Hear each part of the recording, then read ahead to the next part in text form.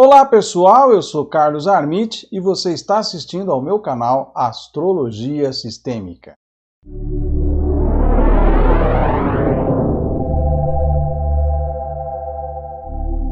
Eu não ia fazer um vídeo sobre isso, mas já que vocês estão pedindo tanto aqui nos comentários, eu vou falar brevemente sobre essa situação do chefe do programa espacial israelense, Haim Eshed, o nome dele, que deu uma entrevista aí a um veículo de comunicação lá em Israel. Isso ganhou publicidade, eu vi inclusive um artigo sobre isso até na revista Exame, que não é uma revista sensacionalista.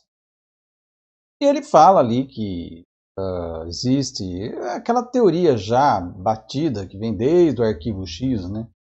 Existe esse conluio entre governo dos Estados Unidos e alienígenas, que o Trump sabia, sabe, queria revelar isso ao mundo, né?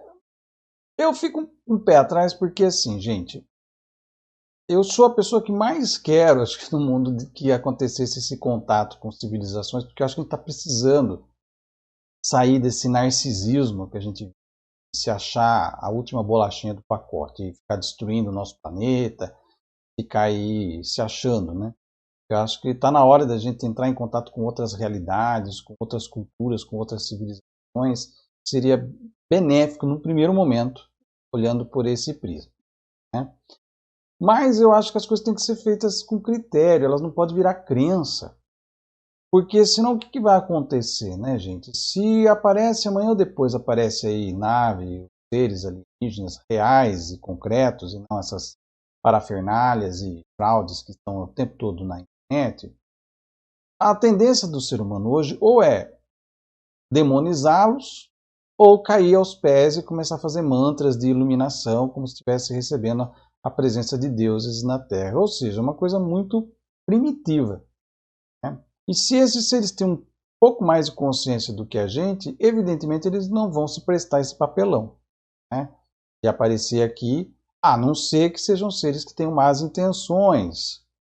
E aí a gente fica preocupado, né, porque será que lá fora, por ser ET, é bonzinho, né? Então, são muitas questões, gente. A gente pode ficar puxando aqui, ficar falando sobre isso, mas tudo isso é especulação, porque nenhum de nós tem ainda uma prova concreta. Eu não estou dizendo que elas não existam, tá? Se elas existem, não estão à nossa disposição. A gente não tem elas em mão, né? Então, não foram divulgadas, estão trancadas em algum lugar.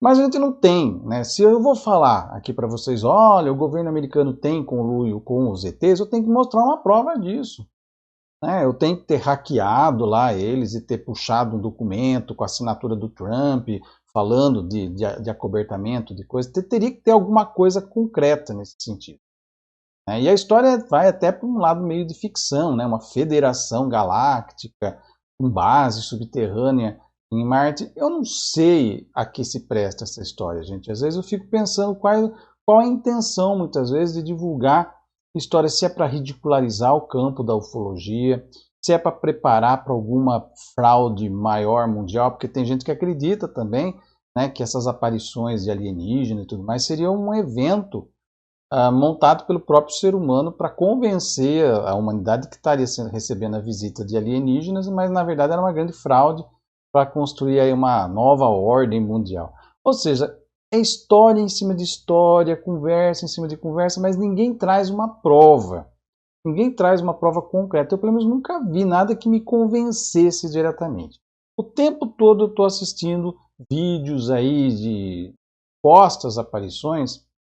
Gente, eu fiz curso profissional de fotografia na década de 90. É lógico, naquela época não tinha Photoshop, a câmera digital ainda estava nos seus primórdios ainda, né? Então, mas a gente sabe que, ainda mais hoje com os recursos que a gente tem hoje, né, você pode fazer esse deepfake, né? Podem fazer um vídeo comigo falando aqui, não sou eu, e você achar que sou eu, né? Fazer claramente uma cópia de mim aqui, cibernética. Já tem telejornais lá na Ásia que são apresentados não por pessoas, mas por realidade virtual, vídeos, pessoas que parecem pessoa mesmo, verdade. Então é muito fácil hoje você forjar coisas e tudo mais. E a gente não sabe exatamente como seria o contato entre nós e uma outra civilização e também como que é isso, né, dessa civilização, em que nível ela está. A ciência é clara, né?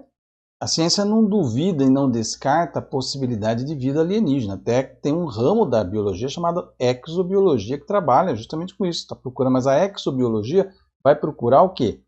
Rastros micróbios de vida, né? Então, esse é o lado, procurar vida microbiana ou macromolecular, coisas desse tipo.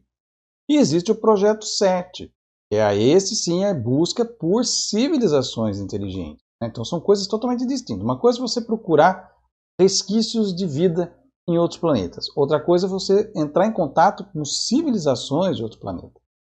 Coisas bem distintas. E para que essas civilizações possam estar em contato com a gente, tem que ter driblado alguma limitação, porque o universo é grande demais e a probabilidade de que nós estejamos muito longe um do outro é grande. Então, não que elas não existam, não que os alienígenas não existam, eu acredito piamente que o universo está cheio deles aí, cheio de civilizações em diversos estágios. Porém, nós estamos muito longe um dos outros. E pela física, pelo que a gente conhece da física e da relatividade, viajar nessas longas distâncias espaciais é viajar no tempo. Isso traz um complicador muito sério. Então, para que nós tenhamos aí civilizações viajando ativamente pelo espaço e tendo sucesso nessas viagens, fazendo contatos com outras civilizações diferentes das delas, elas devem ter um tempo de desenvolvimento e ter gerado uma tecnologia tão, mas tão poderosa que consegue driblar essa limitação da relatividade de Einstein, né? Então aí tem buraco de minhoca, portal, surgem várias questões. Então nós não temos, gente, tudo fica no campo da especulação, tudo fica no campo da história, e a gente fica aí pensando o que é real disso tudo, porque cada um fala uma coisa, né? E eu tenho um pouco de receio quando essas coisas saem, principalmente ali Israel, que é alinhado com Trump, então coloca o Trump como uma espécie de salvador da pátria do mundo ufológico, alguém que queria revelar a verdade para o mundo, no momento que o Trump está em baixa. A gente sabe que muita gente dessas áreas aí de ufologia, mas são gente ligada à questão da extrema-direita, tem muita gente da extrema-direita ligada nessas áreas, infelizmente, né? Que dão apoio a esses governos aí fascistas, neofascistas que nós temos, né? E tem muita gente boa também dentro do campo da ufologia, muita gente honesta, muita gente abnegada. Eu, por exemplo, não sei se vocês viram ontem, né, no canal do Flávio Vale. O Flávio Vale traz lá algumas pessoas meio folclóricas para o meu gosto em alguns aspectos, mas ele trouxe ontem o Jean-Val Elan, né? E eu considero ele uma das pessoas mais sensatas nessa área da ufologia, porque ele traz a coisa e ainda com uma divisa bem clara, né? Sem bobagem, sem misticismos exagerados. Então, eu vou até deixar aqui o link na descrição dessa live com o Jean-Val Elan para vocês assistirem lá no canal do Flávio Vale, porque vale a pena, né? São 3 horas de live, mas é muito bom. Ele traz um conteúdo histórico conectado com a história das religiões e as manipulações que foram feitas. Porque a gente vai muito para essa história de inocente, né? Achando que os ETs são todos bonzinhos, são todos auras resplandecentes. Outra coisa também, né? Nesse campo de ETs, é essa visão meio que existe até um certo racismo meio escondido aí, porque esses ETs são todos loiros, de olho azul, todos nórdicos, né? Ou são os malvadinhos, são os feinhos, cinzinhas, zoiudinho, né? Então, veja, existe uma questão estética, né? Existe um preconceito estético aí, até na separação dessas castas. Então, você tem os maus que são répteis, são dragões, são cobras, lagartos, e os greys, que são também feios e barrigudinhos e cabeçudinhos, mas os bonzinhos são os loiros altos de olho azul, né? Que andam em naves resplandecentes, que vão salvar a humanidade no momento de uma hecatombe. Gente, a gente tem que começar a tirar um pouco isso, sair dessa infantilidade, porque isso daí não é diferente de uma história de Saci Pererê, é uma história de conto de fadas. Então vamos tirar o conto de fadas e vamos fazer uma análise científica dessa questão da ufologia. A ufologia ela tem que ser um ramo baseado na ciência e não na crendice, não no misticismo, não na conversinha para boi dormir. Né? E trazer provas, trazer pesquisa séria. Você tem um grupo, a MUFON, se não me engano, nos Estados Unidos, acho que é, que faz um estudo aprimorado, refuta algumas questões que são fraudulentas, porque tem muita gente que usa disso, e põe aí na internet, ainda mais agora com a internet e os likes, mas as pessoas vão colocando, né, vão filmando, como aquela filmagem daqueles OVNIs em cima das pirâmides de Gizé, né, que pode ser que seja fraudulento aquilo lá. Eu sempre acho muito estranho, porque sempre é uma pessoa que vê, filma, mas ninguém mais vê aquilo, né? Eu não vi, pelo menos, nenhum evento assim de várias pessoas. Teve, por exemplo, uma filmagem que eu vi esses dias de um disco voador bem nítido, né? Porque normalmente essas filmagens são todas borradas, e aí tinha um bem nítido, assim, do lado de um prédio, acho que era em Chicago, se não me engano, né? E o cara estava passando na rua e tirou uma foto. Eu falei, mas pera um pouquinho, o prédio estava com as janelas acesas, as pessoas já estavam em casa, tomando seu banho, fazendo sua janta e tudo mais. Pô, será que ninguém abriu a janela e viu que tinha um disco voador ali parado do lado? Só o cara na calçada que viu e fotografou. Você tem um disco voador parado do lado do seu prédio, você vai sair na sacada para fumar seu cigarrinho, para tomar seu vinhozinho, tirava foto. Então deveria ter mais registros dessas coisas. Então eu sempre coloco um pé atrás com esses registros assim, porque a grande parte é fraude, é pessoa elaborando fraude com o intuito aí de ganhar notoriedade em cima disso. Então o ramo da ufologia fica desacreditado, dá a impressão que é um bando de gente louca ou um bando de gente mal intencionada. Agora, outra coisa é a nossa relação com uma civilização que vem depois aí, né? Eu acredito abertamente que vai chegar um momento que nós vamos ter esse contato com civilização. Tenho certeza disso, né? Eu só não sei se isso vai ser no tempo em que eu estiver vivo aqui na Terra, né? Mas eu gostaria muito. E se faz necessário que isso aconteça. Mas a gente não pode ceder às histórias que muitas vezes ou são, como eu falei, fraudulentas, ou também tem um viés político por trás, né?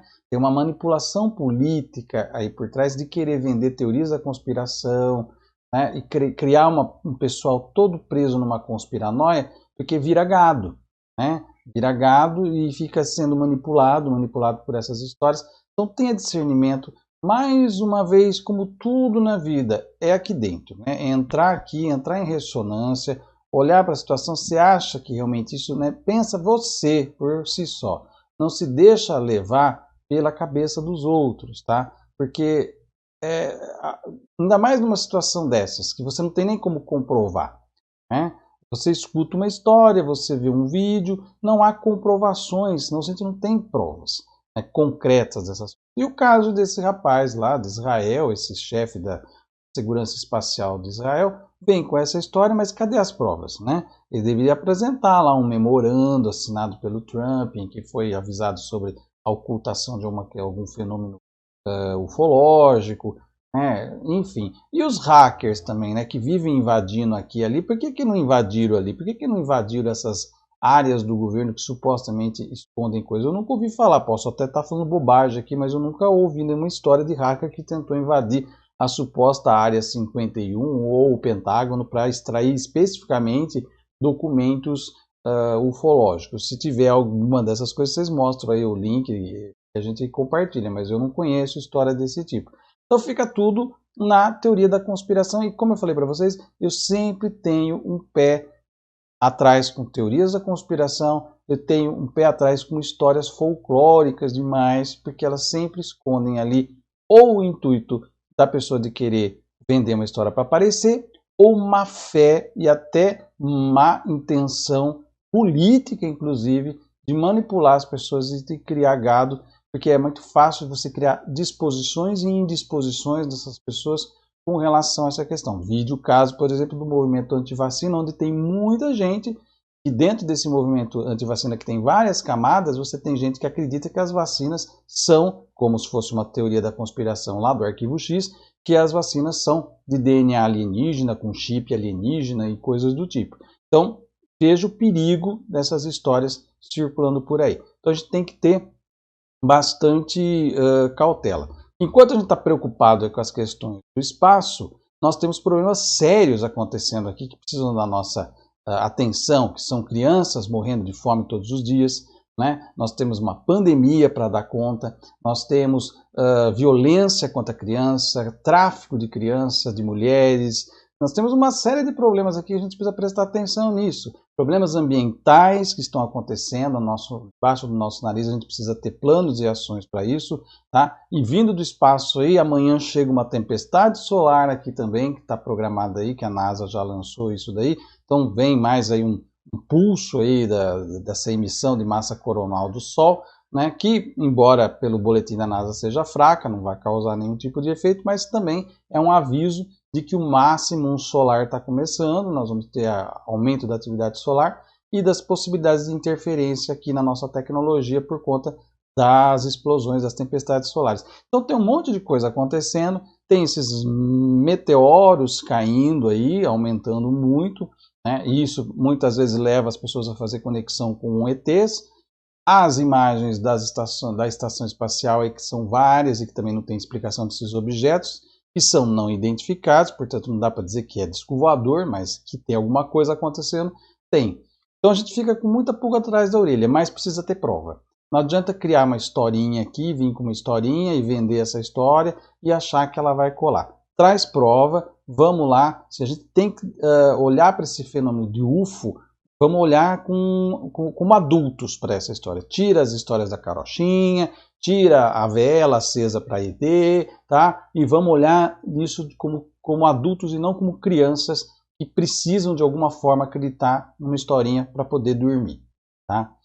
Esse é o recado que eu gostaria de deixar com vocês. Se você gostou desse vídeo, dê um like aqui, deixe aí seu comentário, se inscreva aqui no canal e ative o sininho para receber a notificação de novos vídeos. Eu vou ficando por aqui, até o nosso próximo vídeo e um grande abraço.